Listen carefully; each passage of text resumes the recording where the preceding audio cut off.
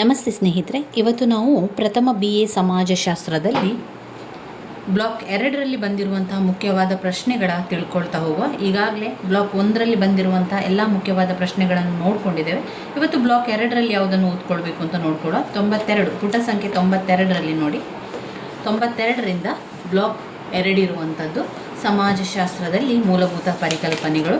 ಇದರಲ್ಲಿ ನಾವು ಓದ್ಕೊಳ್ಬೇಕಾಗಿರುವಂತಹ ಒಂದು ಮುಖ್ಯವಾದಂತಹ ಪ್ರಶ್ನೆ ಸಮುದಾಯದ ಗುಣಲಕ್ಷಣಗಳು. ಸಮುದಾಯದ ಗುಣಲಕ್ಷಣಗಳನ್ನು ಈಗಾಗಲೇ ನಾನು ಸಂಪೂರ್ಣವಾಗಿ ವಿವರಿಸಿದ್ದೇನೆ, ಹಳೆಯ ವಿಡಿಯೋದಲ್ಲಿದೆ ನೋಡಿ. ಮತ್ತೊಮ್ಮೆ ಅದರ ಪಾಯಿಂಟ್ಸನ್ನಷ್ಟೇ ಹೇಳ್ತಾ ಹೋಗ್ತೇನೆ. ಸಮುದಾಯ ಅಂತ ಹೇಳಿದರೆ ಕಿಂಗ್ಸ್ಲಿ ಡೇವಿಸ್ ಅವರ ಪ್ರಕಾರ ಸಾಮಾಜಿಕ ಜೀವನದ ಎಲ್ಲ ಅಂಶಗಳನ್ನೊಳಗೊಂಡ ಅತಿ ಸಣ್ಣದಾದ ಪ್ರಾದೇಶಿಕ ಗುಂಪು. ಯಾವುದು? ಸಾಮಾಜಿಕ ಜೀವನದ ಎಲ್ಲ ಅಂಶಗಳನ್ನು ಒಳಗೊಂಡಂತಹ ಅತಿ ಸಣ್ಣದಾದ ಪ್ರಾದೇಶಿಕ ಗುಂಪಿಗೆ ಸಮುದಾಯ ಅಂತ ಹೇಳುವಂಥದ್ದು. ಇನ್ನು ಸಮುದಾಯದ ಗುಣಲಕ್ಷಣಗಳನ್ನು ನೋಡಿದರೆ ಸಮುದಾಯದಲ್ಲಿ 4 ಪ್ರಮುಖ ಗುಣಲಕ್ಷಣಗಳನ್ನು ಕಾಣ್ಬೋದು. ಅದರಲ್ಲಿ 1 ಪ್ರಾದೇಶಿಕತೆ, 2 ಸಾದೃಶ್ಯ, 3 ನಿರ್ದಿಷ್ಟ ಹೆಸರು, 4 ಸಮುದಾಯ ಪ್ರಜ್ಞೆ. ಸಮುದಾಯದ ಗುಣಲಕ್ಷಣಗಳಲ್ಲಿ ಒಟ್ಟು 4 ಲಕ್ಷಣಗಳನ್ನು ಕಾಣ್ಬೋದು. 1 ಪ್ರಾದೇಶಿಕತೆ, 2 ಸಾದೃಶ್ಯ, 3 ನಿರ್ದಿಷ್ಟ ಹೆಸರು, 4 ಸಮುದಾಯ ಪ್ರಜ್ಞೆ. ಇದು ಸಮುದಾಯದ ಗುಣಲಕ್ಷಣಗಳಲ್ಲಿ ಬರುವಂಥದ್ದು. ಮತ್ತೊಂದು ಮುಖ್ಯವಾದ ಪ್ರಶ್ನೆ ಇದರಲ್ಲಿ ಸಮಾಜ ಮತ್ತು ಸಮುದಾಯದ ನಡುವಿನ ವ್ಯತ್ಯಾಸ ಏನು ಅಂತ ಕೇಳಿದ್ದಾರೆ. ಸಮಾಜ ಅಂತ ಹೇಳಿದರೆ ಇಡೀ ನಮ್ಮ ಒಂದು ಸಮಾಜವನ್ನು ಹೇಳುವಂಥದ್ದು. ಸಮುದಾಯದ ಹೇಳಿದರೆ ಒಂದು ಚಿಕ್ಕದಾದ ಗುಂಪಾಗಿರುವಂಥದ್ದು. ಕೆಲವು ವಿಷಯಗಳಲ್ಲಿ ಸಮಾಜವು ಸಮುದಾಯಕ್ಕಿಂತ ಭಿನ್ನವಾಗಿದೆ. ಮೊದಲನೆಯ ಹಂತದಲ್ಲಿ ಸಮಾಜವು ಸಾಮಾಜಿಕ ಸಂಬಂಧಗಳ ರಚನೆಯಾಗಿದ್ದು ಪ್ರಜ್ಞಾತೀತ ಇಲ್ಲವೇ ಪ್ರಜ್ಞಾತೀತವಲ್ಲದ, ಪ್ರತ್ಯಕ್ಷ ಅಥವಾ ಪರೋಕ್ಷ, ವ್ಯವಸ್ಥಿತ ಅಥವಾ ವ್ಯವಸ್ಥಿತವಲ್ಲದ ಅನೇಕ ಅಂಶಗಳಿಂದ ಕೂಡಿದೆ. ನಿರ್ದಿಷ್ಟ ಭೂಪ್ರದೇಶದಲ್ಲಿ ಸಾಮಾನ್ಯವಾಗಿ ವಾಸಿಸಿ ಸಂತೋಷಿಸುವ ಮತ್ತು ಒಗ್ಗಟ್ಟಿನಿಂದ ಜೀವಿಸುವ ವ್ಯಕ್ತಿಗಳ ಸಮೂಹವನ್ನು ಸಮುದಾಯವೆಂದು ಹೇಳುತ್ತಾರೆ. ಆದ್ದರಿಂದ ಸಮಾಜವು ಅಸ್ಪಷ್ಟ, ಅದರ ಸಮಾಜ ಎಂದರೆ ಅಸ್ಪಷ್ಟ, ಸಮುದಾಯ ಏನಾಗಿರ್ತದೆ? ಅದು ಸ್ಪಷ್ಟವಾಗಿದೆ. ನಾವು ಸಮಾಜವನ್ನು ದೃಷ್ಟಿಸಿ ನೋಡಿದಾಗ ಸಾಮಾಜಿಕ ಸಂಬಂಧಗಳ ಬಗ್ಗೆ ಯೋಚಿಸುತ್ತೇವೆ. ಆದರೆ ಸಮುದಾಯದ ಬಗ್ಗೆ ಯೋಚಿಸಿದಾಗ ನಿರ್ದಿಷ್ಟ ಪ್ರದೇಶದಲ್ಲಿ ಸಾಮಾನ್ಯ ಜೀವನವನ್ನು ಪರಿಗಣಿಸುವಂಥದ್ದು. ಈಗ ಸಮಾಜ ಅಂದರೆ ಇಡೀ ಎಲ್ಲವನ್ನು ಒಳಗೊಂಡಿರುವಂಥದ್ದು, ಅದು ಅಸ್ಪಷ್ಟ, ತುಂಬ ವಿಚಾರ ಇದೆ ಅದರಲ್ಲಿ. ಆದರೆ ಸಮುದಾಯ ಹಾಗಲ್ಲ, ಅದರದೇ ಆದ ಒಂದು ಸಣ್ಣ ಪುಟ್ಟದಾದ ಒಂದು ಗುಂಪಾದ್ದರಿಂದ ಅದನ್ನು ಸರಿಯಾಗಿ ನೋಡ್ಕೊಳ್ಬೋದು. ಅದು ಒಂದು ಸ್ಪಷ್ಟವಾಗಿರುವಂಥ ಒಂದು ವಿಚಾರ ಆಗಿದೆ. ನಿರ್ದಿಷ್ಟ ಪ್ರದೇಶ ಸಾಮಾನ್ಯ ಜೀವನ ಆಗಿರುವಂಥದ್ದು. ಇನ್ನು ಎರಡನೆಯದಾಗಿ ಸಮಾಜ ಎನ್ನುವಂಥದ್ದು ಸಾರ್ವತ್ರಿಕವಾದುದು, ಎಲ್ಲರಿಗಿರುವಂಥದ್ದು ಸಮಾಜ. ಆದರೆ ಸಮುದಾಯ ಎನ್ನುವಂಥದ್ದು ಅದು ಭೌಗೋಳಿಕ ಪ್ರದೇಶ. ಸಮಾಜ ಅಂತ ಬಂದಾಗ ಅದು ಸಾರ್ವತ್ರಿಕವಾಗಿರುವಂಥದ್ದು, ಆದರೆ ಸಮೂಹವು ಸಾರ್ವತ್ರಿಕವಾದದ್ದಲ್ಲ, ಅದು ತನ್ನದೇ ಆದ ಒಂದು ನಿರ್ದಿಷ್ಟ ಗುಂಪನ್ನು ಹೊಂದಿದೆ. ಸಮಾಜವು ಭೌಗೋಳಿಕ ಪ್ರದೇಶವಿರುವುದಿಲ್ಲ, ಆದರೆ ಸಮುದಾಯಕ್ಕೆ ಅದರದೇ ಆದ ಭೌಗೋಳಿಕ ಪ್ರದೇಶ ಇರ್ತದೆ. ಸಮಾಜ ಅನೇಕ ಸಮುದಾಯಗಳನ್ನು, ಸಮಾಜ ದೊಡ್ಡದಿದೆಯಲ್ವಾ, ಆದ ಕಾರಣ ಆ ಸಮಾಜದಲ್ಲಿ ಅನೇಕ ಸಮುದಾಯಗಳಿರ್ತದೆ. ಆದರೆ ಸಮುದಾಯ ಎನ್ನುವಂಥದ್ದು ಸಮಾಜದ ಒಳಗಡೆ ಇರುವಂಥ ಒಂದು ಪುಟ್ಟದಾದ ಅಸ್ತಿತ್ವ. ಇದು ನಿರ್ದಿಷ್ಟ ರಚನೆಯನ್ನು ಹೊಂದಿದ್ದು ಇತರೆ ಸಮುದಾಯವು ವಿಭಿನ್ನವಾಗಿರ್ತದೆ. ಕೊನೆಯದಾಗಿ ಸಮಾಜದ ಉದ್ದೇಶಗಳು ವಿಸ್ತಾರವಾಗಿರ್ತದೆ.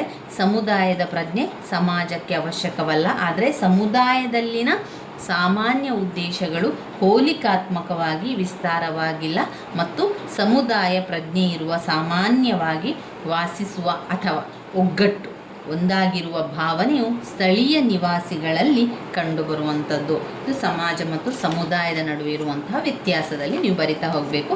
ನಿಮಗೆ ಇಷ್ಟು ಗೊತ್ತಿರಬೇಕು, ಸಮಾಜ ಅಂದರೆ ಇಡೀ ವ್ಯವಸ್ಥೆ, ಇಡೀ ಒಂದು ಸಾರ್ವತ್ರಿಕವಾಗಿರುವಂಥದ್ದು. ಆದರೆ ಸಮುದಾಯ ಒಂದು ಪುಟ್ಟದಾದ ಗುಂಪು, ಅದರದೇ ಆದ ಒಂದು ಭೌಗೋಳಿಕ ಪ್ರದೇಶ ಹೊಂದಿರುವಂಥದ್ದು. ಇನ್ನು ನಾವು ಇದರಲ್ಲಿ ನೋಡಿದರೆ ಬ್ಲಾಕ್ 2ರಲ್ಲಿ ಇದೊಂದು ಇಂಪಾರ್ಟೆಂಟ್ ಇದೆ ನೋಡಿ. ಟಾಲ್ಕಟ್ ಪರ್ಸನ್ನವರ ಬಗ್ಗೆ ಬರೀಲಿಕ್ಕಿರುವಂಥದ್ದು. ಟಾಲ್ಕಟ್ ಪರ್ಸನ್ ಅಂದರೆ ಯಾರು, ನಂತರ ಅವರ ಒಂದು 4 ಉಪವ್ಯವಸ್ಥೆಗಳೇನು, ಅವರು ಹೇಳಿರುವಂತಹ ಒಂದು ವ್ಯವಸ್ಥೆ, ಏನೆಲ್ಲ ವ್ಯವಸ್ಥೆಯ ಬಗ್ಗೆ ಅವರು ತಿಳಿಸಿದ್ದಾರೆ ಎನ್ನುವಂಥ ವಿಚಾರವನ್ನು ನಾವು ಬರಿತಾ ಹೋಗಬೇಕು. ಟಾಲ್ಕಟ್ ಪರ್ಸನ್ನ ಬಗ್ಗೆ ಬರೀರಿ ಅಥವಾ ಅವರ ವಿಚಾರಧಾರೆಯನ್ನು ಬರೀರಿ ಅಂತ ಕೊಡ್ಬೋದು. ಆವಾಗ ಏನೆಲ್ಲ ವಿಚಾರವನ್ನು ಬರೆಯುವಂಥದ್ದು? ಸಾಮಾಜಿಕ ವ್ಯವಸ್ಥೆಯಾಗಿ ಸಮಾಜ ನಮ್ಮ ತಿಳುವಳಿಕೆಗೆ ಅಮೇರಿಕ ಸಮಾಜಶಾಸ್ತ್ರಜ್ಞ ಟಾಲ್ಕಟ್ ಪರ್ಸನ್ ಯಾರು? ಅಮೇರಿಕಾದ ಸಮಾಜಶಾಸ್ತ್ರಜ್ಞರಾದ ಟಾಲ್ಕಟ್ ಪರ್ಸನ್ ಅವರು ಸಮಾಜಕ್ಕೆ ಕೊಡುಗೆಯನ್ನು ನೀಡಿದ್ದಾರೆ. ದಿ ಸೋಷಿಯಲ್ ಸಿಸ್ಟಮ್ ಎಂಬ ತನ್ನ ಪ್ರಧಾನ ಒಂದು ಸೈದ್ಧಾಂತಿಕ ಕೃತಿಯಲ್ಲಿ ಪರ್ಸನ್ ಸಮಾಜದ ವ್ಯವಸ್ಥೆಯನ್ನು ಕ್ರಮಬದ್ಧವಾಗಿ ವಿಶ್ಲೇಷಣೆ ಮಾಡ್ತಾ ಹೋಗ್ತಾರೆ. ಟಾಲ್ಕಟ್ ಪರ್ಸನ್ ಅವರ ಪ್ರಕಾರ ಯಾವುದೇ ಒಂದು ವ್ಯವಸ್ಥೆಯ ಮೂಲಭೂತ ಘಟಕವು ಸಮಾಜದ ಕ್ರಿಯೆ ಅಂತ ಹೇಳ್ತಾರೆ.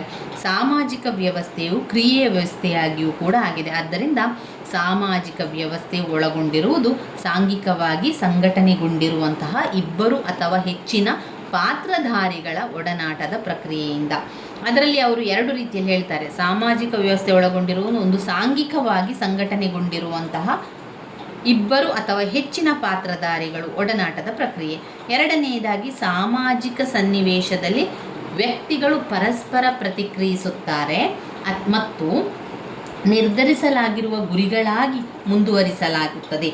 ಮೂರನೇದು ಹೇಗೆ ಗುರಿಗಳನ್ನು ಸಾಧಿಸಲಾಗುತ್ತದೆ ಅಥವಾ ಈಡೇರಿಸಲಾಗುತ್ತದೆ ಎಂಬ ಒಮ್ಮತದ ಆಧಾರದ ಮೇಲೆ ಸಾಮಾನ್ಯ ಮೌಲ್ಯಗಳು ಮತ್ತು ನಿಯಮಗಳು ನಿರ್ಧರಿತವಾಗಿರುತ್ತದೆ. ಇನ್ನು ಟಾಲ್ಕಟ್ ಪರ್ಸನ್ ಅವರು ಸಾಮಾಜಿಕ ವ್ಯವಸ್ಥೆಯ ಒಳಗಡೆ 4 ಒಂದು ಉಪವ್ಯವಸ್ಥೆಯ ಬಗ್ಗೆ ಹೇಳಿದ್ದಾರೆ. ಯಾವುದೆಲ್ಲ? ಸಾಮಾಜಿಕ ವ್ಯವಸ್ಥೆ, ಸಾಂಸ್ಕೃತಿಕ ವ್ಯವಸ್ಥೆ, ವ್ಯಕ್ತಿತ್ವ ವ್ಯವಸ್ಥೆ, ಜೈವಿಕ ವ್ಯವಸ್ಥೆ. ಸಾಮಾಜಿಕ ವ್ಯವಸ್ಥೆ, ಸಾಂಸ್ಕೃತಿಕ ವ್ಯವಸ್ಥೆ, ವ್ಯಕ್ತಿತ್ವದ ವ್ಯವಸ್ಥೆ, ಜೈವಿಕ ವ್ಯವಸ್ಥೆ. ಸಾಮಾಜಿಕ ವ್ಯವಸ್ಥೆ ಎನ್ನುವಂಥದ್ದು ವ್ಯಕ್ತಿಗಳ ಐಕ್ಯತೆಗಿರುವಂಥದ್ದು. ಅಲ್ಲಿ ಸಾಂಘಿಕತೆ ಅಥವಾ ಸಮೂಹ ಜೀವನ ಇರ್ತದೆ. ಸಾಮಾಜಿಕ ಜೀವನ, ಸಾಮಾಜಿಕ ವ್ಯವಸ್ಥೆ ಅಂತ ಬಂದಾಗ ಅಲ್ಲಿ ಸಮೂಹ ಜೀವನವನ್ನು ಕಾಣ್ಬೋದು. ಸಮಾಜದ ಸದಸ್ಯರುಗಳ ಕನಿಷ್ಠ ಜೈವಿಕ ಮತ್ತು ಮಾನಸಿಕ ಅಗತ್ಯಗಳನ್ನು ಸಮಾಜದ ಉಪವ್ಯವಸ್ಥೆ ಒದಗಿಸುವಂಥದ್ದು. ಇಲ್ಲಿ ವ್ಯಕ್ತಿಗಳ ಐಕ್ಯತೆ, ಸಾಮಾಜಿಕ ವ್ಯವಸ್ಥೆಯಲ್ಲಿರುವಂಥದ್ದು ವ್ಯಕ್ತಿಗಳ ಐಕ್ಯತೆ. ಕನಿಷ್ಠ ಸಂಖ್ಯೆಯ ಸದಸ್ಯರುಗಳು ತಮ್ಮ ಅವಶ್ಯಕ ಪಾತ್ರಗಳನ್ನು ಸರಿಯಾಗಿ ಪರಿಣಾಮಕತ್ವದೊಂದಿಗೆ ನಿರ್ವಹಿಸ್ತಾರೆ. ಆಗ ಮಾತ್ರ ಅದು ಕಾರ್ಯನಿರ್ವಹಿಸುವಂಥದ್ದು. ಘರ್ಷಣೆಗಳನ್ನು ಮತ್ತು ವಿನಾಕಾರಣ ನಡವಳಿಕೆಯನ್ನು ತಡೆಯಲಿಕ್ಕೆ ಕೆಲವು ಪ್ರಮಾಣದ ನಿಯಂತ್ರಣವನ್ನು ಕೂಡ ವ್ಯವಸ್ಥೆ ಹೊಂದಿರ್ತದೆ. ಇದರಿಂದಾಗಿ ಪ್ರತಿಯೊಬ್ಬನಿಗೂ ತಮ್ಮ ಪ್ರಮುಖ ಗುರಿಗಳನ್ನು ಸಾಧಿಸಲು ಅವಕಾಶ ಕೂಡ ಇರ್ತದೆ. ಇದು ರಾಚನಿಕ ವ್ಯವಸ್ಥೆ ಕೂಡ ಆಗಿರ್ತದೆ. ಇನ್ನು ಎರಡನೆಯದಾಗಿ ಸಾಂಸ್ಕೃತಿಕ ವ್ಯವಸ್ಥೆ. ಸಾಂಸ್ಕೃತಿಕ ವ್ಯವಸ್ಥೆ ಅಂತ ಬಂದಾಗ ಇದು ಮಾದರಿ ಸಲಹುವಿಕೆ ಮತ್ತು ಬಿಗು ವ್ಯವಸ್ಥಾಪಕ ನಿರ್ವಹಣೆ ಇರುವಂಥದ್ದು ಸಂಸ್ಕೃತಿಯಲ್ಲಿ. ಇದು ನಂಬಿಕೆಗಳನ್ನು, ಹೊರಹೊಮ್ಮುವ ಸಂಕೇತಗಳನ್ನು, ಮೌಲ್ಯಗಳನ್ನು ಮತ್ತು ಹೊಣೆಗಾರಿಕೆಗಳನ್ನು ಒಳಗೊಂಡಿದೆ. ಒಂದು ಮಟ್ಟವನ್ನು ಮುಂದುವರಿಸುವುದಕ್ಕಾಗಿ ಸಮಾಜದ ನಿಯಮಾತ್ಮಕ ವ್ಯವಸ್ಥೆಯನ್ನು ಕಾನೂನುಬದ್ಧಗೊಳಿಸುವುದು ಸಾಂಸ್ಕೃತಿಕ ವ್ಯವಸ್ಥೆಯ ಪ್ರಮುಖ ಕಾರ್ಯವಾಗಿರುವಂಥದ್ದು. ಇನ್ನು ವ್ಯಕ್ತಿತ್ವದ ವ್ಯವಸ್ಥೆ ಬರ್ತದೆ. ವ್ಯಕ್ತಿತ್ವದ ವ್ಯವಸ್ಥೆ ಅಂತ ಬಂದಾಗ ಸಾಮಾಜಿಕ ಒಡನಾಟದ ಮಾದರಿ, ಇಲ್ಲಿ ಗುರಿ ಸಾಧನೆ. ವ್ಯಕ್ತಿತ್ವದ ವ್ಯವಸ್ಥೆಯಲ್ಲಿ ಏನು ಬರ್ತದೆ? ಅದು ಗುರಿ ಸಾಧನೆಯ ಬಗ್ಗೆ ಬರ್ತದೆ. ಸಾಮಾಜಿಕ ಒಡನಾಟದ ಮಾದರಿಗಳಲ್ಲಿ ಭಾಗವಹಿಸುವುದಕ್ಕಾಗಿ ಸಾಮಾಜಿಕ ವ್ಯವಸ್ಥೆಯ ಒಬ್ಬ ಸದಸ್ಯನಾಗಿ ವ್ಯಕ್ತಿಯು ಸಾಂಸ್ಕೃತಿಕ ಮತ್ತು ಸಾಮಾಜಿಕ ಮೌಲ್ಯಗಳನ್ನು ಅಂತರ್ಗೊಳಿಸುತ್ತಾನೆ. ಕಲಿಯುವಿಕೆ ಮತ್ತು ಅಭಿವೃದ್ಧಿ ಹೊಂದುವುದು ವ್ಯಕ್ತಿತ್ವ ವ್ಯವಸ್ಥೆಯ ಪ್ರಧಾನ ಕಾರ್ಯವಾಗಿರುವಂಥದ್ದು. ವ್ಯಕ್ತಿತ್ವ ವ್ಯವಸ್ಥೆಯಲ್ಲಿ ವ್ಯಕ್ತಿತ್ವದ ಬಗ್ಗೆ ಹೇಳುವಂಥದ್ದು. ನಂತರ ಜೈವಿಕ ವ್ಯವಸ್ಥೆ ಅಂತ ಬಂದಾಗ ವ್ಯಕ್ತಿಯ ನಡವಳಿಕೆಯಾತ್ಮಕ ಅಂಶಕ್ಕೆ ಮತ್ತು ಉತ್ಪತ್ತಿ ಮೂಲದ ರಚನೆಯೊಂದಕ್ಕೆ ಒಳಗಾಗದೆ ಬದಲಿಗೆ ನಡವಳಿಕೆಯ ಪರ್ಯಾಯ ಮಾದರಿಗಳ ಬಳಕೆಗೆ ಈ ವ್ಯವಸ್ಥೆ ಸಂಬಂಧಿಸಿದೆ. ಇದು ಹೊಂದಾಣಿಕೆ. ಜೈವಿಕ ವ್ಯವಸ್ಥೆ ಎನ್ನುವಂಥದ್ದು ಹೊಂದಾಣಿಕೆ, ಆರ್ಥಿಕ ವ್ಯವಸ್ಥೆಯನ್ನು ತಿಳಿಸಿಕೊಡುವಂಥದ್ದು. ಇಲ್ಲಿ ಅವರು ಸಿಂಪಲ್ ಆಗಿ ಅರ್ಥವಾಗುವ ರೀತಿಯಲ್ಲಿ ಕೊಟ್ಟಿದ್ದಾರೆ ನೋಡಿ. ಟಾಲ್ಕಟ್ ಪರ್ಸನ್ ಅವರ 4 ಉಪವ್ಯವಸ್ಥೆಗಳಲ್ಲಿ ಸಾಮಾಜಿಕ ವ್ಯವಸ್ಥೆ ವ್ಯಕ್ತಿಗಳ ಐಕ್ಯತೆಯನ್ನು ತೋರಿಸ್ತದೆ. ಇಲ್ಲಿ ಸಮೂಹ ಜೀವನ ಇದೆ. ಸಾಂಸ್ಕೃತಿಕ ವ್ಯವಸ್ಥೆ ಎರಡನೆಯದು, ಅದು ಮಾದರಿ ಸಲಹುವಿಕೆ ಮತ್ತು ಬಿಗು ವ್ಯವಸ್ಥಾಪನ ನಿರ್ವಹಣೆ ಇದೆ, ಅದು ಸಂಸ್ಕೃತಿಯ ಬಗ್ಗೆ ಹೇಳುವಂಥದ್ದು. ಇನ್ನು ವ್ಯಕ್ತಿತ್ವದ ವ್ಯವಸ್ಥೆ, ಮೂರನೇ ವ್ಯವಸ್ಥೆ ವ್ಯಕ್ತಿತ್ವದ ವ್ಯವಸ್ಥೆ, ಅದು ಗುರಿ ಸಾಧನೆ ಮತ್ತು ರಾಜ್ಯದ ಬಗ್ಗೆ ಹೇಳ್ತದೆ. ಇನ್ನು ಜೈವಿಕ ವ್ಯವಸ್ಥೆ ಎನ್ನುವಂಥದ್ದು ಹೊಂದಾಣಿಕೆ ಮತ್ತು ಆರ್ಥಿಕತೆಯ ಬಗ್ಗೆ ಹೇಳುವಂಥದ್ದು. ಘರ್ಷಣಾತ್ಮಕ ದೃಷ್ಟಿಕೋನದ ಬಲವಿರುವ ಸಮಾಜಶಾಸ್ತ್ರಜ್ಞರು ಪರ್ಸನ್ ಅವರ ಸಾಮಾಜಿಕ ವ್ಯವಸ್ಥೆ ಯೋಜನೆಯನ್ನು ಟೀಕಿಸಿದ್ದಾರೆ. ಇನ್ನು ಕೆಲವರು ಟೀಕಿಸ್ತಾರೆ, ಕೆಲವರು ಹೊಗಳ್ತಾರೆ, ಕೆಲವರು ವಿಚಾರದ ಬಗ್ಗೆ ವಿವರಿಸ್ತಾರೆ. ಈ ರೀತಿಯಾಗಿ ಟಾಲ್ಕಟ್ ಪರ್ಸನ್ ಅವರು 4 ವ್ಯವಸ್ಥೆಯ ಬಗ್ಗೆ ಹೇಳ್ತಾರೆ. 1 ಸಾಮಾಜಿಕ ವ್ಯವಸ್ಥೆ, 2 ಸಾಂಸ್ಕೃತಿಕ ವ್ಯವಸ್ಥೆ, 3 ವ್ಯಕ್ತಿತ್ವದ ವ್ಯವಸ್ಥೆ, 4 ಜೈವಿಕ ವ್ಯವಸ್ಥೆ ಆಗಿರುವಂಥದ್ದು. ಇವಿಷ್ಟನ್ನು ಅದರಲ್ಲಿ ಓದ್ಕೊಳ್ಬೇಕು ನೀವು. ಇನ್ನು ಈ ಒಂದು ಬ್ಲಾಕ್ನಲ್ಲಿ ಯಾವ ಪ್ರಶ್ನೆ ತುಂಬಾ ಮುಖ್ಯವಾಗಿದೆ ಅಂತ ನೋಡ್ತಾ ಹೋಗುವ. ನಿಮ್ಮ ಪರೀಕ್ಷೆಯ ಅಭ್ಯಾಸಗಳನ್ನೆಲ್ಲ ಆರಂಭಿಸಿ ಸ್ನೇಹಿತರೆ. ಪಾಯಿಂಟ್ಸ್ ಬುಕ್ಕನ್ನು ಮಾಡ್ಕೊಳ್ಳಿ. ಪಾಯಿಂಟ್ಸ್ ಬುಕ್ಕನ್ನು ಮಾಡಿಕೊಂಡು ಪಾಯಿಂಟ್ಸ್ ಬುಕ್ಕಲ್ಲಿ ಅದರ ಪಾಯಿಂಟ್ಸನ್ನು ಬರ್ಕೊಳ್ಳಿ. ಇನ್ನು ವಿವರಣೆ ಅಂತ ಬಂದಾಗ ಅದಕ್ಕೆ ಸಂಬಂಧಪಟ್ಟ ವಿವರಣೆಯನ್ನು ನಿಮಗೆ ಗೊತ್ತಿರುವ ರೀತಿಯಲ್ಲಿ ನಿಮಗೆ ಏನು ಆ ಒಂದು ವಿವರಣೆಯನ್ನು ಬರಿಬೇಕು ಅಂತ ಅನಿಸ್ತದೆ ಅದನ್ನೆಲ್ಲ ಬರಿತಾ ಹೋಗಿ. ಯಾಕಂದರೆ ಸಮಾಜಶಾಸ್ತ್ರ ಎನ್ನುವಂಥದ್ದು ನಮ್ಮ ಸುತ್ತಮುತ್ತಲಿನ ವಿಚಾರ ಆಗಿರುತ್ತದೆ, ನಮ್ಮ ಸಮಾಜದ ವಿಷಯ ಆಗಿರೋದ್ರಿಂದ ನಮಗೆ ವಿವರಿಸ್ತಾ ಹೋಗ್ಬೋದು. ಇನ್ನು ಗುಂಪುಗಳ ಕಾರ್ಯಗಳು ವೆರಿ ವೆರಿ ಇಂಪಾರ್ಟೆಂಟ್ ಆಗಿರುವಂಥದ್ದು. 5 ಅಂಕಕ್ಕೂ ಕೂಡ ಕೇಳಿದ್ದಾರೆ, 10 ಅಂಕಕ್ಕೂ ಕೂಡ ಕೇಳಿರುವಂಥ ಒಂದು ಪ್ರಶ್ನೆ ಗುಂಪು ಕಾರ್ಯಗಳ ಬಗ್ಗೆ. ಗುಂಪು ಕಾರ್ಯಗಳು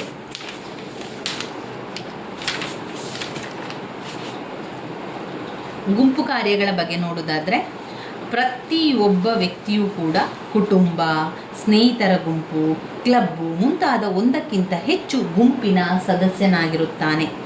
ವ್ಯಕ್ತಿಗಳು ಪ್ರತಿಯೊಂದು ಗುಂಪಿನೊಳಗಡೆಯೂ ಅಂತಕ್ರಿಯೆಯಲ್ಲಿ ತೊಡಗುತ್ತಾನೆ. ಕೆಲವೊಮ್ಮೆ ಅವರು ಸಮಾನ ವಸ್ತು ವಿಷಯಗಳ ಬಗ್ಗೆ ಆಸಕ್ತರಾಗಿರ್ತಾರೆ. ಈಗ ಒಂದು ಗುಂಪಿನಲ್ಲಿ ಈಗ 10 ಜನ ಇದ್ದಾರೆ ಅಂತ ಇರ್ಕೊಳ್ಳೋ, ಈ 10 ಜನರು ಕೂಡ ಒಂದೇ ಆಸಕ್ತಿಯನ್ನು ಹೊಂದಿರ್ತಾರೆ.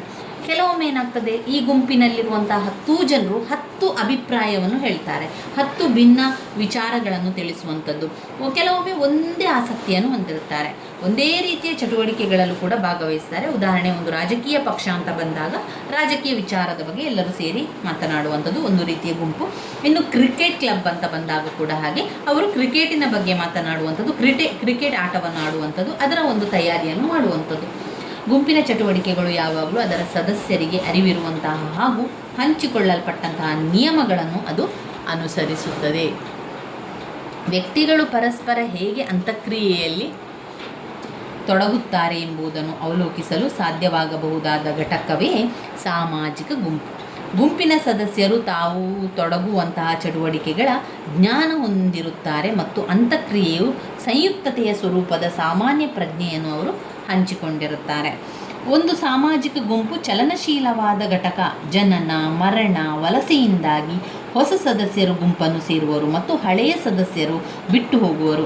ಬದಲಾಗುತ್ತಿರುವಂತಹ ಸನ್ನಿವೇಶಗಳಿಗೆ ಅನುಗುಣವಾಗಿ ಗುಂಪಿನ ಪಾತ್ರ ಕೂಡ ದೊಡ್ಡದು ಅಥವಾ ಚಿಕ್ಕದು ಕೂಡ ಆಗ್ಬೋದು. ಕೆಲವೊಮ್ಮೆ ಯಾವ ಉದ್ದೇಶಕ್ಕಾಗಿ ಗುಂಪು ರಚನೆಯಾಯಿತೋ ಅದು ಬದಲಾಗಬಹುದು. ಹಾಗಾಗಿ ಗುಂಪಿನ ಕಾರ್ಯಚಟುವಟಿಕೆಗಳು ಬದಲಾದ ಸನ್ನಿವೇಶಕ್ಕೆ ಹೊಂದಿಕೊಳ್ಳಬೇಕಾಗುವುದರಿಂದ ಅವರಲ್ಲಿ ನಮ್ಯತೆಯನ್ನು ತರಲಾಗುವುದು.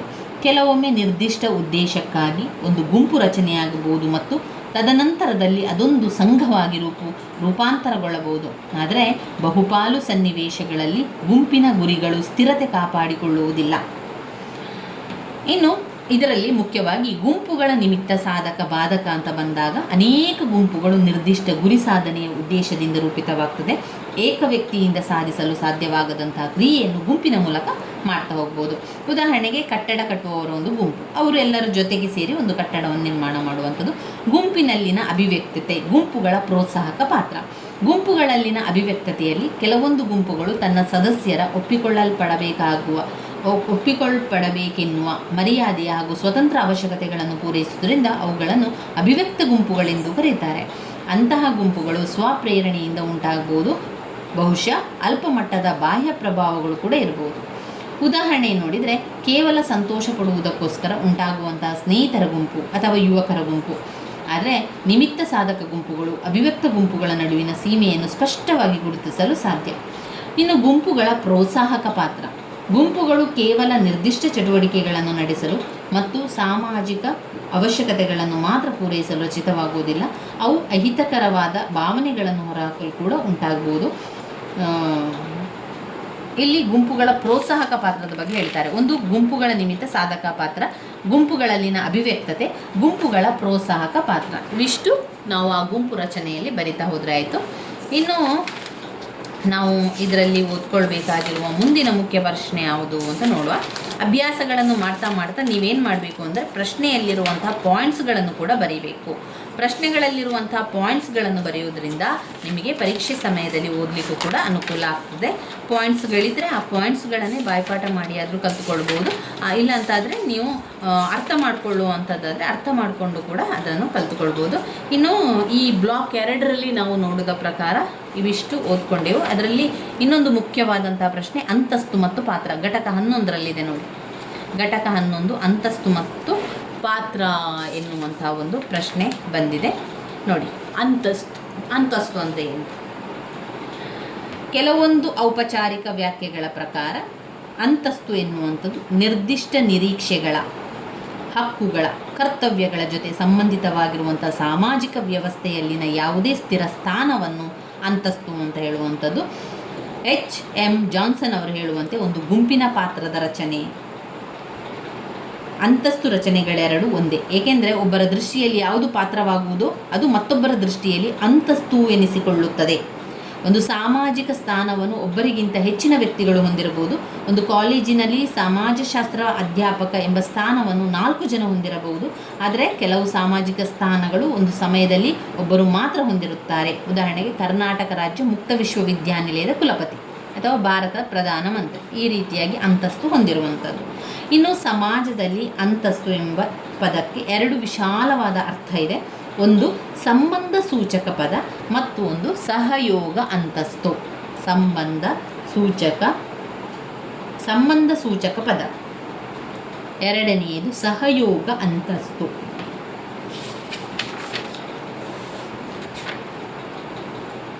ಸಂಬಂಧ ಸೂಚಕ ಪದ ಅಂದರೆ ಏನು?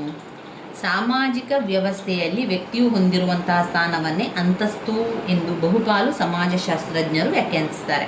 ಇಲ್ಲಿ ಪತ್ನಿ ಮತ್ತು ಪತಿ ಎಂಬ ಅಂತಸ್ತುಗಳನ್ನು ವ್ಯಕ್ತಿಗಳು ವೈವಾಹಿಕ ವ್ಯವಸ್ಥೆಯಲ್ಲಿ ಹೊಂದಿರುತ್ತಾರೆ. ಹಾಗೆಯೇ ಉಪನ್ಯಾಸಕ, ವಿದ್ಯಾರ್ಥಿ, ಪ್ರಾಂಶುಪಾಲರು, ಕುಲಪತಿ ಎಂಬ ಅಂತಸ್ತುಗಳನ್ನು ಶಿಕ್ಷಣ ವ್ಯವಸ್ಥೆಯಲ್ಲಿ ಹೊಂದಿರುವಂಥದ್ದು. ಸಂಬಂಧ ಸೂಚಕ ಪದಗಳನ್ನು ಹೊಂದಿರುವಂಥದ್ದು.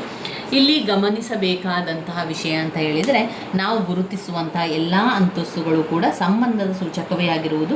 ಅದು ಅಂತಸ್ತುಗಳ ಸನ್ನಿವೇಶದಲ್ಲಿಯೇ ಅರ್ಥಪೂರ್ಣವಾಗುವುದು. ಪತಿ ಎಂಬ ವರ್ಗಕ್ಕೆ ಸಂಬಂಧಿಸಿದಾಗ ಮಾತ್ರ ಪತ್ನಿ ಎಂಬ ಅಂತಸ್ತು ತಿಳಿಯಲ್ಪಡುತ್ತದೆ. ಹಾಗೆಯೇ ಇತರರೆಲ್ಲ ಭಾಗಿದಾರರ ಅಂತಸ್ತಿಲ್ಲದೆ ಕುಲಪತಿ ಎಂಬ ಅಂತಸ್ತು ಹೊಂದಿರುವವರು ಕರ್ತವ್ಯ ನಿರ್ವಹಿಸಲಾರರು.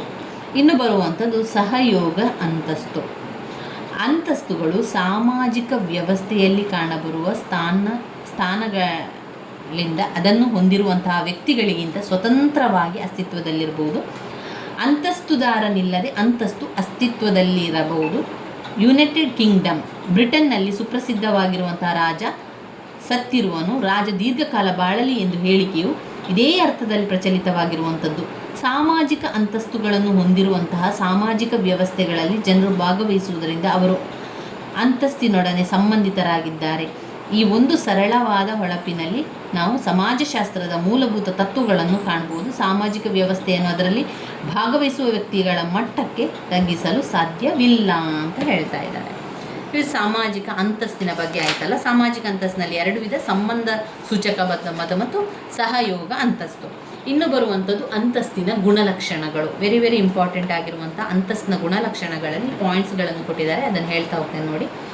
ಅಂತಸ್ತು ಸಮಾಜದ ಅಗತ್ಯಗಳ ಹಾಗೂ ಆಸಕ್ತಿಗಳ ಫಲಶ್ರುತಿ. ಅಂತಸ್ತು ಸಮಾಜದ ಅಗತ್ಯಗಳ ಮತ್ತು ಆಸಕ್ತಿಗಳ ಫಲಶ್ರುತಿ. 2, ಅಂತಸ್ತು ಇತರರ ಮೇಲೆ ನಿರ್ದಿಷ್ಟ ಮಟ್ಟದ ಅಧಿಕಾರವನ್ನು ಹೊಂದಿರುತ್ತದೆ. ಅಂತಸ್ತು ಇತರರ ಮೇಲೆ ನಿರ್ದಿಷ್ಟ ಅಧಿಕಾರವನ್ನು ಹೊಂದಿರುತ್ತದೆ. 3, ಅಂತಸ್ತು ಸಾಪೇಕ್ಷವಾದುದು. 4, ಅಂತಸ್ತು ಸಾಮಾಜಿಕ ಸ್ತರವಿನ್ಯಾಸವನ್ನು ಸೂಚಿಸುತ್ತದೆ. ಅಂತಸ್ತು ಸಾಮಾಜಿಕ ಸ್ತರವಿನ್ಯಾಸವನ್ನು ಸೂಚಿಸುತ್ತದೆ. ಅಂತಸ್ತು ಕೆಲವು ಸವಲತ್ತುಗಳನ್ನು ಮತ್ತು ವಿನಾಯಿತಿಗಳನ್ನು ಹೊಂದಿರುತ್ತದೆ. ಅಂತಸ್ತು ನಿರ್ದಿಷ್ಟ ಮಟ್ಟದ ಪ್ರತಿಷ್ಠೆಯನ್ನು ಹೊಂದಿದೆ. ಅಂತಸ್ತು ಸಂಭಾವನೆ ಪಡೆಯುವ ಹಕ್ಕನ್ನು ಒಳಗೊಂಡಿದೆ. ಅಂತಸ್ತನ್ನು ಪಾತ್ರದಿಂದ ಪ್ರತ್ಯೇಕಿಸಲು ಸಾಧ್ಯವಿಲ್ಲ. ಇವಿಷ್ಟು ಅಂತಸ್ತಿನ ಗುಣಲಕ್ಷಣಗಳಾಗಿದೆ. ಇನ್ನು ಅಂತಸ್ತಿನಲ್ಲಿ ವಿಧಗಳು.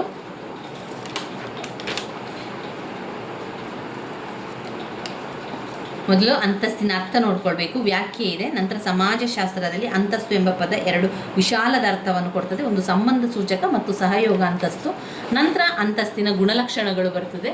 ಅಂತಸ್ತಿನ ಗುಣಲಕ್ಷಣ ಆದ ನಂತರ ಅಂತಸ್ತಿನ ವಿಧಗಳು. 2 ಅಂತಸ್ತಿನ ವಿಧಗಳಿದೆ. ಒಂದು ಆರೋಪಿತ ಅಂತಸ್ತು, ಮತ್ತೊಂದು ಸಾಧಿತ ಅಂತಸ್ತು. ಆರೋಪಿತ ಅಂತಸ್ತು ಮತ್ತೊಂದು ಸಾಧಕ ಅಂತಸ್ತು. ಏನು ಆರೋಪಿತ ಅಂತಸ್ತು ಅಂತ ಹೇಳಿದರೆ, ಹುಟ್ಟಿನಿಂದ ಅಥವಾ ಕೌಟುಂಬಿಕ ಹಿನ್ನೆಲೆಯ ಆಧಾರದ ಮೇಲೆ ಮತ್ತು ವೈಯಕ್ತಿಕ ಸಾಧನೆಗಳ ಆಧಾರದಲ್ಲಿ ಮಾರ್ಪಾಡಿಸಲಾಗದಂತಹ ವ್ಯಕ್ತಿಗಳಿಗೆ ನೀಡಲ್ಪಡುವಂತಹ ಸಾಮಾಜಿಕ ಸ್ಥಾನಗಳೇ ಆರೋಪಿತ ಅಂತಸ್ತು. ಇಲ್ಲಿ ಹೆಸರೇ ಹೇಳುವಂತೆ ಆರೋಪಿತ ಸ್ಥಾನ, ಆರೋಪಿಯಾಗಿದ್ದುಕೊಂಡು ಸಿಗುವಂತಹ ಸ್ಥಾನ ಇದೆಯಲ್ಲ, ಅದು ಆರೋಪಿತ ಅಂತಸ್ತು. ಸಾಧಿತ ಅಂತಸ್ತು ಅಂದರೆ ಏನು? ನಾವು ಸಾಧನೆಯನ್ನು ಮಾಡಿ ಪಡ್ಕೊಳ್ಳುವಂಥದ್ದು ಸಾಧಿತ ಅಂತಸ್ತು. ಈಗ ನಾವು KSOUನಲ್ಲಿ ಪದವಿಯನ್ನು ಪಡೀಲಿಕ್ಕೆ ಸೇರಿದ್ದೇವೆ ಅಂತಾದರೆ ಅದು ನಮ್ಮ ಸಾಧನೆ, ಅದು ನಮ್ಮ ಸಾಧಿತ ಅಂತಸ್ತು. ಯಾವಾಗ ಕೆಟ್ಟತನವನ್ನು ಮಾಡಿ ಆರೋಪಿಗಳಾಗಿ ಪಡೆಯುವಂಥ ಅಂತಸ್ತಿದೆಯಲ್ಲ, ಅದು ಆರೋಪಿತ ಅಂತಸ್ತಿಗೆ ಬರುವಂಥದ್ದು. ಈ ರೀತಿ ಹುಟ್ಟಿನಿಂದಲೇ ಅಂತಸ್ತನ್ನು ನೀಡುವುದರ ಹಿಂದಿನ ತರ್ಕವನ್ನು ಕಿಂಗ್ಸ್ಲೆ ಡೇವಿಸ್ ಅವರು ವಿವರಿಸುತ್ತಾ, ಸ್ಥಾನಗಳನ್ನು ತುಂಬಬೇಕೆಂದರೆ ಶಿಕ್ಷಣದ ಅವಶ್ಯಕತೆ ಇದೆ, ಬೋಧಿಸುವುದನ್ನು ಅತ್ಯಂತ ಬೇಗನೆ ಪ್ರಾರಂಭಿಸಬೇಕೆಂದು ಅಭಿಪ್ರಾಯಪಡುತ್ತಾರೆ.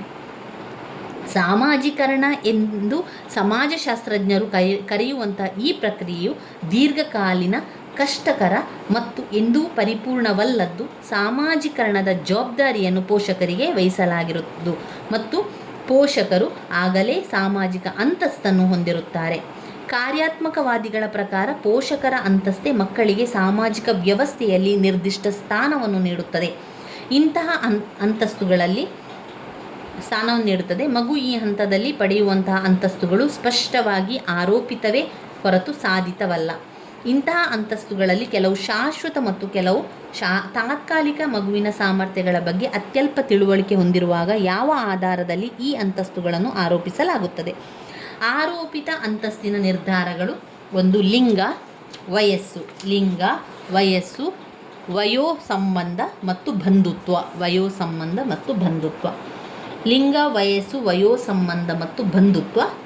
ಇದರಲ್ಲಿ ಬರುವಂಥದ್ದು ಲಿಂಗ ಅತ್ಯಂತ ಸ್ಪಷ್ಟವಾದ ಶಾರೀರಿಕ ಸತ್ಯಸಂಗತಿ, ಹುಟ್ಟಿನಿಂದ ಬರುತ್ತದೆ ಮತ್ತು ಜೀವನ ಪರ್ಯಂತ ಉಳಿಯುತ್ತದೆ. ಸಾಮಾನ್ಯವಾಗಿ ಇದು ಸ್ತ್ರೀ ಮತ್ತು ಪುರುಷ ಎಂಬ ಎರಡು ವರ್ಗಗಳನ್ನು ನೀಡುವುದು. ಲಿಂಗ ವ್ಯತ್ಯಾಸವು ಹಾಗಾಗಿ ಆರೋಪಿತ ಅಂತಸ್ತನ್ನು ನೀಡುವಂತಹ ಸುಲಭ ಸಾಧನವಾಗಿರುತ್ತದೆ. ಈ ಆರೋಪಿತ ಅಂತಸ್ತಿಗೆ ಮಹತ್ವವಿರುವುದು ಏಕೆಂದರೆ ಮುಂದೆ ವ್ಯಕ್ತಿಯು ಏನನ್ನೂ ಬಯಸಬೇಕೆಂಬುದನ್ನು ಬಹುಪಾಲು ನಿರ್ಧರಿಸುತ್ತದೆ ಮತ್ತು ಈ ಕಾರಣದಿಂದಾಗಿಯೇ ವ್ಯಕ್ತಿಯ ಸಾಧಿತ ಅಂತಸ್ತನ್ನು ಒಂದು ರೀತಿಯಲ್ಲಿ ಪ್ರಭಾವಿಸುತ್ತದೆ ಎಂದು ಹೇಳಬಹುದು. ಇನ್ನು ವಯಸ್ಸು ಮತ್ತು ವಯೋಸಂಬಂಧ. ಲಿಂಗದ ರೀತಿಯಲ್ಲಿಯೇ ವಯಸ್ಸು ಕಣ್ಣಿಗೆ ಕಾಣುವ ಶಾರೀರಿಕ ವಾಸ್ತವ ಮತ್ತು ಹುಟ್ಟಿನಿಂದ ಬರುವಂತಹದ್ದು. ಆದರೆ ಲಿಂಗಕ್ಕಿಂತ ವಿಭಿನ್ನವಾಗಿ ವಯಸ್ಸು ಸ್ಥಿರವಲ್ಲ ಹಾಗೂ ನಿರಂತರವಾಗಿ ಬದಲಾಗುತ್ತದೆ.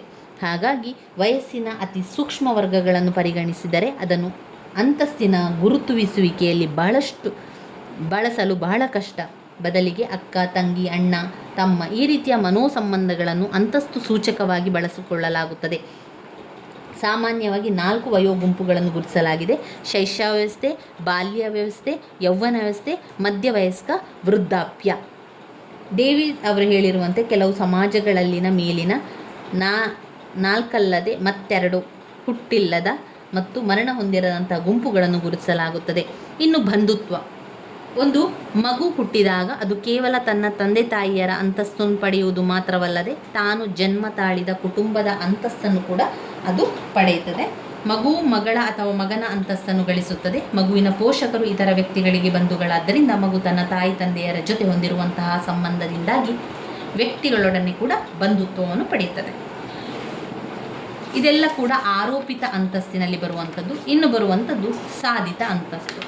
ಸಾಧಿತ ಅಂತಸ್ತಿನಲ್ಲಿ ವ್ಯಕ್ತಿಯು ಮಾಡಿರುವಂತಹ ಕಾರ್ಯಚಟುವಟಿಕೆಯನ್ನು ಆಧರಿಸುವಂಥದ್ದು ಸಾಧಿತ ಅಂತಸ್ತು. ಬರಹಗಾರರು ಎಂಬ ಅಂತಸ್ತು ಪುಸ್ತಕ ಬರೆದು ಪ್ರಕಾಶಿಸುವುದರ ಮೂಲಕ ಬರುತ್ತದೆ, ಅಥವಾ ಪತಿ ಎಂಬ ಅಂತಸ್ತು ವಿವಾಹವಾಗುವುದರಿಂದ ಬರುತ್ತದೆ. ಯಾರೊಬ್ಬರೂ ಬರಹಗಾರರನ್ನಾಗಿ ಪತಿಯಾಗಿ ಜನ್ಮ ತಾಳುವುದಿಲ್ಲ, ನಂತರವೇ ಅವನು ಸಾಧನೆ ಮಾಡಿದ ನಂತರವೇ ಆಗುವಂಥದ್ದು. ಇಲ್ಲಿ ಬರಹಗಾರರಾಗಲಿಕ್ಕೆ ಬರವಣಿಗೆ ಬೇಕು. ಆಕ್ಸ್ಫರ್ಡ್ ಡಿಕ್ಷನರಿ ಆಫ್ ಸೋಷಿಯಾಲಜಿ ಪ್ರಕಾರ ಸಾಧಿತ ಅಂತಸ್ತು ಎಂದರೆ ವ್ಯಕ್ತಿಯು ಮುಕ್ತ ಅಥವಾ ಮಾರುಕಟ್ಟೆ ಸ್ಪರ್ಧೆಯಲ್ಲಿ ತನ್ನ ವೈಯಕ್ತಿಕ ಸಾಧನೆಗಳ ಮೂಲಕ ಪಡೆದಿರುವಂತಹ ಸಾಮಾಜಿಕ ಸ್ಥಾನವಾಗಿದೆ. ಉದಾಹರಣೆಗೆ ವಿಶ್ವವಿದ್ಯಾನಿಲಯದ ಪ್ರೊಫೆಸರ್, ವೈದ್ಯ ಅಥವಾ ಮೆಕ್ಯಾನಿಕಲ್ನಂತಹ ಸ್ಥಾನಗಳು ಸ್ಪರ್ಧಾತ್ಮಕ ಪರೀಕ್ಷೆಗಳ ಮೂಲಕ ಅಥವಾ ಉದ್ಯೋಗದ ಮಾರುಕಟ್ಟೆಯಲ್ಲಿನ ಸಫಲತೆಯಿಂದಾಗಿ ಲಭ್ಯವಾಗುತ್ತದೆ. ಇವಿಷ್ಟು ಅದರಲ್ಲಿ ಬರ್ತದೆ. ಇನ್ನು ಬರುವಂಥದ್ದು ಪಾತ್ರ.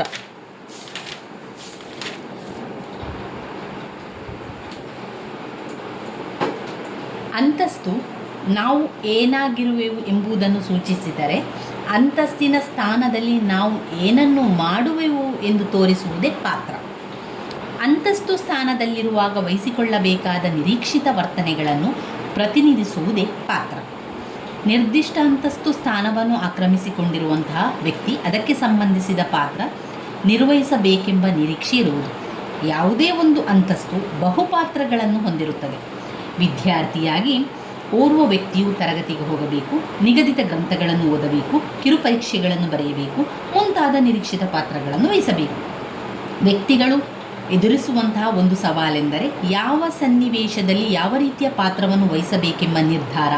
ಅಧ್ಯಾಪಕನ ಕೊಠಡಿಗೆ ಸಲಹೆ ಕೇಳಲು ಅಧ್ಯಾಪಕರಿಂದ ನಿರೀಕ್ಷಿತ ಪಾತ್ರ ಬಂದಂತಹ ವಿದ್ಯಾರ್ಥಿಗೆ ಭಾಷಣ ಮಾಡುವುದು ಅಷ್ಟೇನು ಸರಿಯಲ್ಲ. ಅಂತಸ್ತುಗಳು ಹೊಂದಲ್ಪಡುವಂಥದ್ದು, ಪಾತ್ರಗಳನ್ನು ನಿರ್ವಹಿಸಬೇಕು.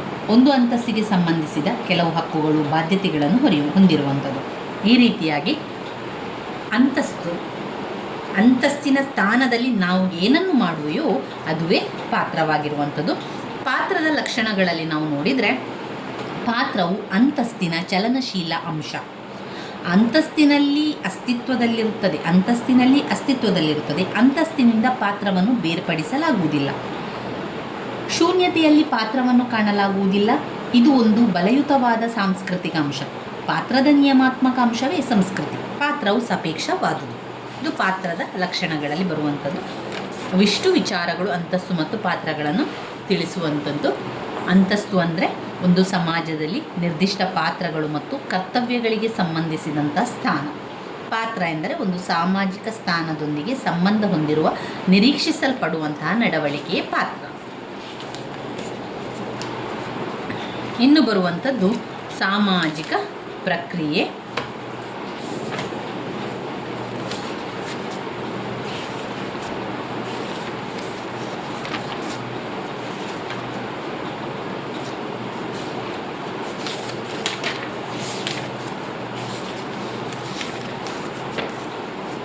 ಇದರಲ್ಲಿ ಸಂಯೋಜನೆ ಒಂದು ಮುಖ್ಯವಾಗಿರುವಂಥ ಪ್ರಶ್ನೆ. ಸಂಯೋಜನೆಯ ವಿಧಾನಗಳು. ಘರ್ಷಣೆಯಲ್ಲಿ ತೊಡಗಿರುವ ಗುಂಪುಗಳ ನಡುವೆ ವೈರತ್ವವು ತಾತ್ಕಾಲಿಕವಾಗಿ ನಿರ್ಬಂಧಿಸಲ್ಪಟ್ಟಿರುವುದನ್ನೇ ಸಂಯೋಜನೆ ಎಂಬುದಾಗಿ ಪಾರ್ಕ್ ಮತ್ತು ಬರ್ಗೆಸ್ ಅವರು ಅಭಿಪ್ರಾಯಪಟ್ಟಿದ್ದಾರೆ. ಅಂದರೆ ಸಂಯೋಜನೆ ಅಂದರೆ ಏನು? ಸಂಯೋಜನೆ ಅಂದರೆ ಆ ಒಂದು ಹೊಂದಾಣಿಕೆಯನ್ನು ಮಾಡಿಕೊಳ್ಳುವಂಥದ್ದು. ಒಂದು ಘರ್ಷಣೆಯಿಂದಾಗಿ ಎರಡು ಗುಂಪುಗಳು ದೂರ ಆಗಿದೆ. ಅವರ ನಡುವೆ ಒಂದು ವೈರತ್ವ ಅಂತ ಹೇಳುವಂಥದ್ದು ಇರ್ತದೆ, ಕೋಪ ಇರ್ತದೆ, ದ್ವೇಷ ಇರ್ತದೆ. ಅದು ತಾತ್ಕಾಲಿಕವಾಗಿರುವಂಥದ್ದು. ಅದನ್ನು ಒಂದುಗೂಡಿಸುವಂಥದ್ದು ಸಂಯೋಜನೆಯಾಗಿರುವಂಥದ್ದು. ಇದು ಅದರ ವಿಧಾನಗಳಲ್ಲಿ ಬಲಪ್ರಯೋಗಕ್ಕೆ ಮಣಿಯುವುದು, ಪಾರಸ್ಪರಿಕ ಒಪ್ಪಂದದಿಂದ ಸಂಯೋಜನೆಯಾಗುವುದು, ಮಧ್ಯಸ್ಥಿಕೆ ಮತ್ತು ಸಂಧಾನದ ಮೂಲಕ ಸಂಯೋಜನೆಯಾಗುವಂಥದ್ದು, ಉದಾತ್ತತೆ ಮತ್ತು ತಾರ್ಕಿಕೀಕರಣದಿಂದ ಸಂಯೋಜನೆಯ ವಿಧಾನಗಳಾಗಿರುವಂಥದ್ದು. ಸಂಯೋಜನೆಯ ವಿಧಾನಗಳು ಬಲಪ್ರಯೋಗಕ್ಕೆ ಮಣಿಯುವುದು. ದೈಹಿಕ ಶಕ್ತಿ ಅಥವಾ ಇನ್ಯಾವುದೇ ಶಕ್ತಿಯ ಒತ್ತಡಕ್ಕೆ ವ್ಯಕ್ತಿಗಳು ಮತ್ತು ಗುಂಪುಗಳು ಮಣಿದು ಸಂಯೋಜನೆಗೆ ದಾರಿ ಮಾಡಿಕೊಡುತ್ತಾರೆ. ಉದಾಹರಣೆಗೆ, ಯುದ್ಧದಲ್ಲಿ ತೊಡಗಿರುವ ಎರಡು ಗುಂಪುಗಳಲ್ಲಿ ಒಂದು ಗುಂಪು ಬಲಿಷ್ಠವಾಗಿದ್ದು ಮತ್ತೊಂದು ಗುಂಪು ಬಲಹೀನವಾಗಿದ್ದಾಗ ಬಲಿಷ್ಠವಾಗಿದ್ದ ಗುಂಪಿನ ಒತ್ತಡಕ್ಕೆ ಬಲಹೀನ ಗುಂಪು ಶರಣಾಗುತ್ತದೆ. ಅದೇ ರೀತಿಯಲ್ಲಿ ಅಪರಾಧಿಯು ಪೊಲೀಸಿಗೆ ವಿಧೇಯನಾಗಿರಬೇಕು, ಏಕೆಂದರೆ ಅಪರಾಧಿಯು ಅಧಿಕಾರಿಯಿಂದ ನೋವನ್ನು ಅನುಭವಿಸಲು ಅಸಮರ್ಥನಾಗಿರುತ್ತಾನೆ. ಇನ್ನು ಪಾರಸ್ಪರಿಕ ಒಪ್ಪಂದ. ಎರಡು ಗುಂಪುಗಳು ಸಮಾನವಾಗಿ ಬಲಿಷ್ಠವಾಗಿದ್ದು ಯಾವುದೇ ಒಂದು ಗುಂಪು ಇನ್ನೊಂದು ಗುಂಪಿನ ಮೇಲೆ ಮೇಲುಗೈ ಸಾಧಿಸಲು ಅಸಮರ್ಥನಾಗಿದ್ದಾಗ ಅವು ರಾಜಿಯ ಮೂಲಕ ಒಂದು ಬಗೆಯ ಒಪ್ಪಂದಕ್ಕೆ ಬರುತ್ತವೆ. ಇನ್ನೊಂದು ರೀತಿಯಲ್ಲಿ ಹೇಳುವುದಾದರೆ, ಸಮಾನ ಶಕ್ತಿಯನ್ನು ಹೊಂದಿರುವ ವ್ಯಕ್ತಿಗಳು ಮತ್ತು ಗುಂಪುಗಳು ತಮ್ಮ ಕೆಲವು ಹಿತಾಸಕ್ತಿಗಳನ್ನು ಬಿಟ್ಟುಕೊಡುವುದರ ಮೂಲಕ ಘರ್ಷಣೆಯನ್ನು ತಡೆಗಟ್ಟಿ ಶಾಂತಿ ನೆಲೆಸಲು ಕಾರಣರಾಗುತ್ತಾರೆ. ಮಧ್ಯಸ್ಥಿಕೆ ಮತ್ತು ಸಂಧಾನದಿಂದ ಸಂಯೋಜನೆಯನ್ನು ಸಾಧಿಸಬಹುದು. ಎರಡು ಪ್ರತಿರೋಧ ಶಕ್ತಿಗಳ ಸಂಘರ್ಷಣವನ್ನು ಕೊನೆಗೊಳಿಸಲು ಮೂರನೇ ಪಕ್ಷದ ಪ್ರಯತ್ನದಿಂದ ಸಾಧ್ಯ. ಕಾರ್ಮಿಕ ಮತ್ತು ಆಡಳಿತ ವರ್ಗದ ನಡುವಣ ಘರ್ಷಣೆಯು ಒಬ್ಬ ಮಧ್ಯಸ್ಥಗಾರನ ಪ್ರವೇಶದಿಂದ ಪರಿಹಾರ ಕಾಣುತ್ತದೆ. ಈ ಮಧ್ಯಸ್ಥಗಾರ ಅಥವಾ ಮೂರನೆಯವರ ಬಗೆಗೆ ಸಂಘರ್ಷದಲ್ಲಿರುವ ಎರಡೂ ಪಕ್ಷಗಳಿಗೂ ಸಂಪೂರ್ಣ ವಿಶ್ವಾಸ ಇರಬೇಕು.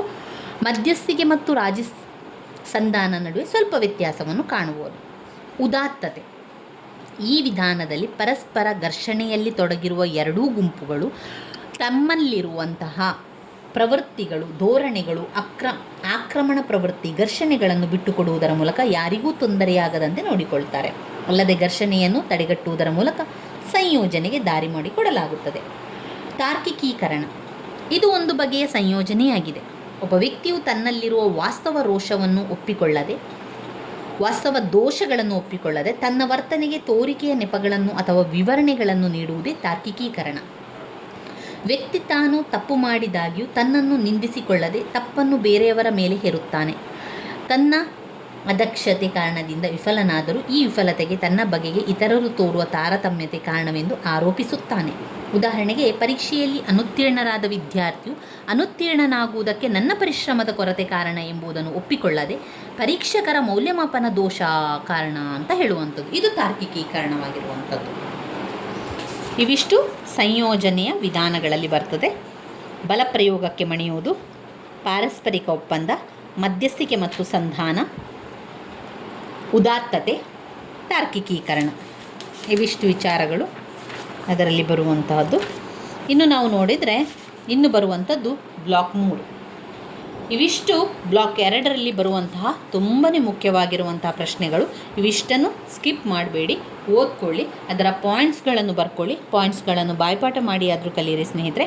ಬ್ಲಾಕ್ 2 ಸಂಪೂರ್ಣ ಒಂದೇ ವಿಡಿಯೋದಲ್ಲಿ ಬ್ಲಾಕ್ 2ಅನ್ನು ಸಂಪೂರ್ಣವಾಗಿ ತಿಳಿಸ್ಕೊಟ್ಟಿದ್ದೇನೆ. ನನ್ನ ವೀಡಿಯೋಸ್ ಎಲ್ಲ ನಿಮಗೆ ಇಷ್ಟ ಆಗಿದ್ದರೆ ಲೈಕ್ ಕೊಡಿ, ಶೇರ್ ಮಾಡಿ, ಸಬ್ಸ್ಕ್ರೈಬ್ ಮಾಡಲಿಕ್ಕೆ ಮರಿಬೇಡಿ ಸ್ನೇಹಿತರೆ. ಧನ್ಯವಾದಗಳು.